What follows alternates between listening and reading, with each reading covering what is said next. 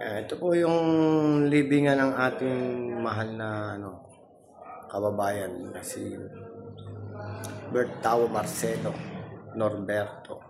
Yan po, siya po yung batigang komedyante nung araw. Dito po yan nakahimlay sa yung kanyang libingan sa Municipal Cemetery dito sa Baliwag, Bulacan. Yan po.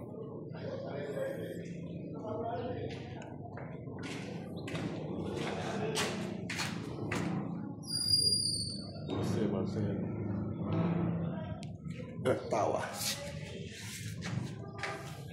1995 pa na namatay si Bertawa.